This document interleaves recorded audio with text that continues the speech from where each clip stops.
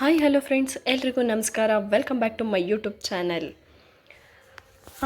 ಇವತ್ತಿನ ವಿಡಿಯೋದಲ್ಲಿ ನಾನು ಧರ್ಮಸ್ಥಳ ಹಾಗೆ ಕುಕ್ಕೆ ಸುಬ್ರಹ್ಮಣ್ಯಕ್ಕೆ ಹೇಗೆ ಹೋದ್ವಿ, ದರ್ಶನ ಹೇಗಾಯಿತು ಅನ್ನೋದನ್ನು ತಿಳಿಸ್ಕೊಡ್ತಾ ಹೋಗ್ತೀನಿ. ನಾವು ಹೋಗಿದ್ದು ವೀಕ್ ಡೇಸಲ್ಲಿ ಮಂಗಳವಾರ ನೈಟ್ ಬ್ಯಾಂಗ್ಳೂರಿಂದ ಬಿಟ್ವಿ. ಸೊ ನಾವು ಟ್ರೈನಿಗೆ ಹೋಗಿದ್ವಿ, ಯಾಕೆಂದರೆ ಬೆಸ್ಟ್ ಜರ್ನಿ ಸುಸ್ತಾಗದೇ ಇರೋದು ಅಂದರೆ ಟ್ರೈನ್ ಬೆಸ್ಟು. ಸೊ ಹಾಗಾಗಿ ನೈಟ್ ಟ್ರೈನಿಗೆ 11:30 ಟ್ರೈನಿಗೆ ನಾವು ಬ್ಯಾಂಗ್ಳೂರಿಂದ ಹೊರಟ್ವಿ. ಬ್ಯಾಂಗ್ಳೂರಿಂದ ಹೊರಟು ನಾವು ಕುಕ್ಕೆ ಸುಬ್ರಹ್ಮಣ್ಯಕ್ಕೆ ರೀಚ್ ಆಗಿದ್ದು 5:45ಗೆ ಕುಕ್ಕೆ ಸುಬ್ರಹ್ಮಣ್ಯ ರೀಚ್ ಆದ್ವಿ. ಯಾಕೆಂದರೆ ರೈಲ್ವೆ ಸ್ಟೇಷನ್ ಇರೋದು ಕುಕ್ಕೆಲಾಗಿರೋದ್ರಿಂದ ಕುಕ್ಕೆಗೆ ರೀಚ್ ಆದ್ವಿ.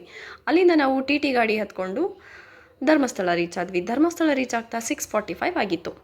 6:45 ಧರ್ಮಸ್ಥಳ ಬಂದು ಅಲ್ಲಿಂದ ನಾವು ರೂಮ್ ತೊಗೊಳಕ್ಕೆ ಹೋದ್ವಿ.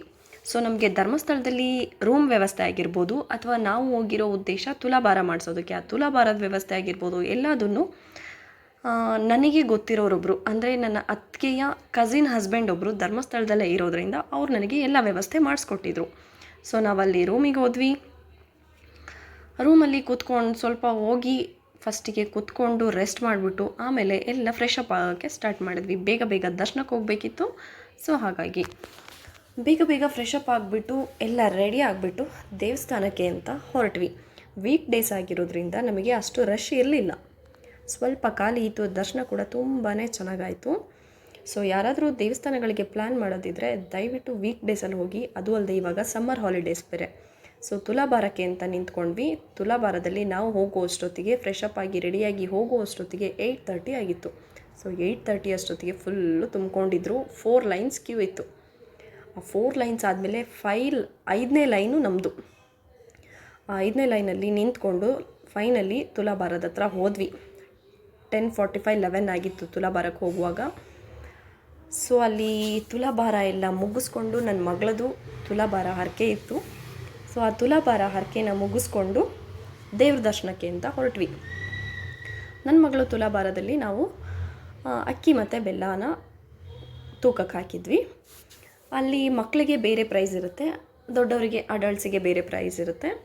ಸೊ ಹಾಗಾಗಿ ಅಲ್ಲಿ ತುಲಾಭಾರ ಎಲ್ಲ ತುಂಬಾ ಚೆನ್ನಾಗಾಯಿತು. ಇದು ಅವಳಿಗೆ 2ನೇ ಸರಿ ಮಾಡಿಸ್ತಾ ಇರೋದು. ಸ್ಟಾರ್ಟಿಂಗ್ ಕೂಡ 1 ಸರಿ ಮಾಡಿಸಿದ್ವಿ. ಇನ್ನು ನನ್ನ ಕೈಲಿ ಆಗೋವರೆಗೂ ನಾನು ಮಾಡಿಸ್ತೀನಿ ಅಂತ ನಾನು ಹೇಳ್ಕೊಂಡಿದ್ದೀನಿ. ಸೊ ನಾನು ಯಾವಾಗೆಲ್ಲ ಹೋಗ್ತೀನಿ ಅವಳನ್ನ ಕರ್ಕೊಂಡು ಅವಾಗೆಲ್ಲ ತುಲಾಭಾರ ಖಂಡಿತವಾಗ್ಲೂ ಮಾಡಿಸ್ತೀನಿ. ತುಲಾಭಾರ ಟಿಕೆಟ್ ಕೂಡ ಹಿಂದಿನ ದಿನವೋ ಅಥವಾ 2 ಡೇಸ್ ಬ್ಯಾಕೇನೋ ಅವ್ರು ನನ್ನ ಅತ್ತಿಗೆ ಕಸಿನ್ ಹಸ್ಬೆಂಡು ತೊಗೊಂಡಿಟ್ಕೊಂಡಿದ್ರು. ಸೊ ಹಾಗಾಗಿ ನಮಗೆ ತುಂಬಾ ಹೆಲ್ಪ್ ಆಯಿತು. ದರ್ಶನಕ್ಕೆ ಅಂತ ಹೋದ್ವಿ. ದರ್ಶನ ಮುಗಿಸ್ಕೊಂಡು ಬೇಗ ಆಚೆ ಬಂದ್ವಿ. ತುಂಬಾ ಚೆನ್ನಾಗಾಯಿತು ದರ್ಶನ. ಅವತ್ತಿನ ದಿನ ತುಂಬ ಮದುವೆಗಳಿತ್ತು. ಬುಧವಾರ ಆಗಿತ್ತು. ಅವತ್ತಿನ ದಿನ ತುಂಬ ಮದುವೆ ಇತ್ತು. ಹಾಗೆ ಅಲ್ಲಿ ಧರ್ಮಸ್ಥಳದಲ್ಲಿ ಏನೋ ಸುಗ್ಗಿ ಹಬ್ಬ ಅಂತ ನಡೀತಾ ಇತ್ತು. ಅದು ಅವತ್ತಿಗೆ ಬುಧವಾರಕ್ಕೆ ಲಾಸ್ಟು ಆ ಸುಗ್ಗಿ ಹಬ್ಬ. ಸೊ ಹಾಗಾಗಿ ಅವತ್ತಿನ ದಿನದಿಂದ ಸ್ವಲ್ಪ ರಶ್ ಇತ್ತು. ತುಂಬ ಚೆನ್ನಾಗಾಯಿತು ದರ್ಶನ ಎಲ್ಲ. ಆ ಸುಗ್ಗಿ ಹಬ್ಬ ಇರೋದ್ರಿಂದ 5 ಡೇಸೋ 6 ಡೇಸೋ ಏನೋ ಧರ್ಮಸ್ಥಳದಲ್ಲಿ ಮಾರ್ನಿಂಗ್ 8 o'clockವರೆಗೂ 8:30ವರೆಗೂ ಒಳಗಡೆ ಪ್ರವೇಶ ಇರಲಿಲ್ಲ ಯಾರಿಗೂ ಕೂಡ. ಬಂದವರು ಅದರೊಳಗೆ ಬಂದವರು ಆಚೆನೇ ನಿಂತು ಕೈ ಮುಗಿದುಕೊಂಡು ಹೋಗಬೇಕಿತ್ತು. 8:30 ಮೇಲಾದರೆ ಒಳಗಡೆ ದರ್ಶನಕ್ಕೆ ಬಿಡ್ತಾಯಿದ್ರು. ಬಟ್ ನಮ್ಮದೆಲ್ಲ ದರ್ಶನ ತುಂಬಾ ಚೆನ್ನಾಗಾಯಿತು. ದರ್ಶನ ಎಲ್ಲ ಮುಗಿಸ್ಕೊಂಡು ಆಚೆ ಹೋಗಿ ಟಿಫನ್ ಮಾಡಿಕೊಂಡು ಮಧ್ಯಾಹ್ನ ಲಂಚಿಗೆ ಮಾತ್ರ ನಾವು ಧರ್ಮಸ್ಥಳ ಊಟದ ಹಾಲಿಗೆ ಲಂಚಿಗೆ ಹೋದ್ವಿ. ಊಟನೂ ಅಷ್ಟೇ ತುಂಬ ಚೆನ್ನಾಗಿತ್ತು. ತುಂಬ ಕ್ವಾಂಟಿಟಿ ಹಾಕ್ತಾರೆ ಅವರು, ಬಟ್ ನಮಗೆಲ್ಲ ಅಷ್ಟು ತಿನ್ನೋದಕ್ಕಾಗಲ್ಲ ನಿಜವಾಗ್ಲೂ. ಆದರೂ ಸ್ವಲ್ಪ ಹಾಕಿ ಅಂದ್ರೂ ಅವ್ರು ಎಲ್ರಿಗೂ ಜಾಸ್ತಿ ಹಾಕಿದ್ರು. ಸೊ ಎಷ್ಟಾಗುತ್ತೋ ಅಷ್ಟು ತಿಂದ್ವಿ. ನಾವು ಹೋಗಿರೋದು ನಾನು, ನನ್ನ ಮಗಳು, ನನ್ನ ಫ್ರೆಂಡ್ ಒಬ್ಬಳು ಬಂದಿದ್ಲು, ಜಯಶೀಲಾ ಅಂತ. ಹಾಗೆ ಅವರ ಅಪ್ಪ ಅಮ್ಮ ಕೂಡ ಬಂದಿದ್ದರು. ಎಲ್ಲರೂ ಲಂಚೆಲ್ಲ ಮುಗಿಸ್ಕೊಂಡು ಬೆಳಗ್ಗೆ ಟಿಫನ್ ಆಗಿ ಆಮೇಲೆ ಲಂಚಿಗೆ ಬಂದು ಲಂಚೆಲ್ಲ ಮುಗಿಸ್ಕೊಂಡು ಆಚೆ ಬಂದ್ವಿ. ಅಷ್ಟರಲ್ಲಿ ನನ್ನ ಫ್ರೆಂಡ್ ಅಮ್ಮಂದು ಚಪ್ಪಲಿ ಕಳೆದೋಗ್ಬಿಡ್ತು. ಸೊ ಚಪ್ಪಲಿ ಹುಡುಕ್ತಾ ನಿಂತ್ಕೊಂಡ್ರು. ಬಟ್ ದೇವಸ್ಥಾನದಲ್ಲಿ ಚಪ್ಪಲಿ ಕಳೆದೋದ್ರೆ ತುಂಬ ಒಳ್ಳೆಯದು, ಯಾಕೆಂದರೆ ನಮ್ಮದು ಕರ್ಮ ಪಾಪಗಳು ಎಲ್ಲ ಕಳೆದೋಗುತ್ತೆ ಅಂತಾರೆ. ನೋಡಿ ಧರ್ಮಸ್ಥಳದ ಊಟದ ಹಾಲ್ ಎಷ್ಟು ಚೆನ್ನಾಗಿ ಮಾಡಿದ್ದಾರೆ ಅಂದರೆ ತುಂಬಾ ಚೆನ್ನಾಗಿ ಮಾಡಿದ್ದಾರೆ. ಮೊದಲೆಲ್ಲ ಈ ಥರ ಇರಲಿಲ್ಲ. ಈಗ ಒಂದು 3-4 ಇಯರ್ಸಿಂದ ಈ ಥರ ಎಲ್ಲ ಆಗಿದೆ ಅನಿಸುತ್ತೆ. ನಾನು ಹೋಗದೆ 5 ವರ್ಷ ಆಗಿತ್ತು. 5 ವರ್ಷದ ಮೇಲೆ ನಾನು ಹೋಗಿರೋದು ಇವಾಗ. ಬಟ್ ತುಂಬ ಚೆನ್ನಾಗಿ ಆಗಿತ್ತು. ತುಂಬ ಖುಷಿಯಾಯಿತು. ಊಟದ ಹಾಲ್ ನೋಡಿ ತುಂಬ ಇಷ್ಟ ಆಯಿತು ನನಗಂತೂ.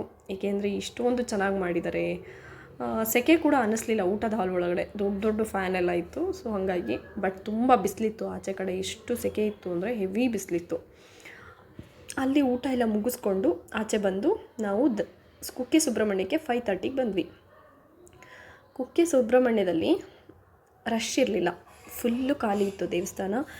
ನಾವು 5 to 8 ಮಿನಿಟ್ಸ್ ಒಳಗಡೆ ದರ್ಶನ ಮುಗಿಸ್ಕೊಂಡು ಆಚೆ ಬಂದ್ವಿ. ಅಷ್ಟು ಫ್ರೀ ಇತ್ತು ಗೈಸ್. ಯಾರಾದರೂ ನಿಜವಾಗ್ಲೂ ಪ್ಲ್ಯಾನ್ ಮಾಡೋದಿದ್ದರೆ ದಯವಿಟ್ಟು ವೀಕ್ ಡೇಸಲ್ಲಿ ಹೋಗಿ ತುಂಬ ಫ್ರೀಯಾಗಿ ಬೇಗ ದರ್ಶನ ಮುಗಿಸ್ಕೊಂಡು ಆಚೆ ಬರ್ಬೋದು. ನೋಡಿ, ನಮ್ಮದು ಈ ವಿಡಿಯೋದಲ್ಲಿ ಹೇಳಿದಾಗೆ ನಮ್ಮದು ಧರ್ಮಸ್ಥಳ ಹಾಗೂ ಕುಕ್ಕೆ ಸುಬ್ರಹ್ಮಣ್ಯ ದರ್ಶನ ಈ ಥರ ಆಯಿತು. ತುಂಬಾ ಚೆನ್ನಾಗಾಯಿತು, ತುಂಬ ಖುಷಿಯಾಯಿತು. ಹಾಗೆ ಪ್ರತಿ ವರ್ಷವೂ ಇದೇ ಥರ ಹೋಗೋ ಭಾಗ್ಯ ಸಿಗಲಿ ಅಂತ ನಾನು ದೇವ್ರ ಹತ್ರ ಬೇಡ್ಕೊತೀನಿ. ಎಲ್ರಿಗೂ ಒಳ್ಳೇದು ಮಾಡಲಿ ಅಂತಲೂ ಬೇಡ್ಕೊಂಡೆ. ಹಾಗೆ ಇವಾಗೆಲ್ಲ ತುಂಬ ಬಿಸಿಲು, ಅದು ಇದು ಕಾಯಿಲೆಗಳೆಲ್ಲ ಬರ್ತಾ ಇದ್ದಾವೆ. ಸೊ ಅದೆಲ್ಲ ಅವಾಯ್ಡ್ ಆಗಲಿ, ಎಲ್ರಿಗೂ ಒಳ್ಳೇದಾಗಲಿ, ಎಲ್ಲರ ಜೀವನವೂ ಚೆನ್ನಾಗಿರಲಿ, ಎಲ್ರಿಗೂ ಆರೋಗ್ಯ, ಆಯುಷು ಎಲ್ಲದನ್ನೂ ಕೊಟ್ಟು ಕಾಪಾಡಲಿ ಅಂತ ದೇವ್ರ ಹತ್ರ ಬೇಡ್ಕೊಂಡಿದ್ದೀನಿ. ಹಾಗೆ ನನಗೂ ಒಳ್ಳೇದು ಮಾಡಲಿ ಅಂತ ಬೇಡ್ಕೊಂಡಿದ್ದೀನಿ. ಆಬ್ವಿಯಸ್ಲಿ ಕೇಳ್ಕೊತಾರೆ. ಫಸ್ಟ್ ನಾವು, ಆಮೇಲೆ ಪರರು ಅನ್ನೋದೇನಿಲ್ಲ. ನನಗೆ ಎಲ್ಲರೂ ಅಂತಲೂ ಹೇಳ್ತೀನಿ. ನಾವೆಲ್ಲರೂ ಚೆನ್ನಾಗಿದ್ರೇ ಜೀವನ ಚೆನ್ನಾಗಿ ನಡೆಯೋದು. ಸೊ ಹಾಗಾಗಿ ಎಲ್ರಿಗೂ ದೇವರು ಒಳ್ಳೇದು ಮಾಡಲಿ. ಹಾಗೆಯೇ ಇದುವರೆಗೂ ನನ್ನ ಚಾನಲ್ನ ಯಾರ್ಯಾರು ಸಬ್ಸ್ಕ್ರೈಬ್ ಮಾಡಿಲ್ಲ ದಯವಿಟ್ಟು ಹೋಗಿ ಸಬ್ಸ್ಕ್ರೈಬ್ ಮಾಡಿ, ಲೈಕ್ ಮಾಡಿ, ಸಪೋರ್ಟ್ ಮಾಡಿ. ನಿಮ್ಮೆಲ್ಲರೂ ಸಪೋರ್ಟ್ ನನಗೆ ತುಂಬಾ ಮುಖ್ಯ.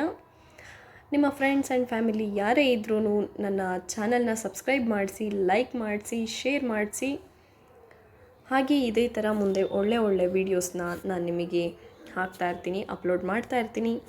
ಎಲ್ಲರೂ ನೋಡ್ತಾಯಿರಿ, ಸಪೋರ್ಟ್ ಮಾಡ್ತಾಯಿರಿ.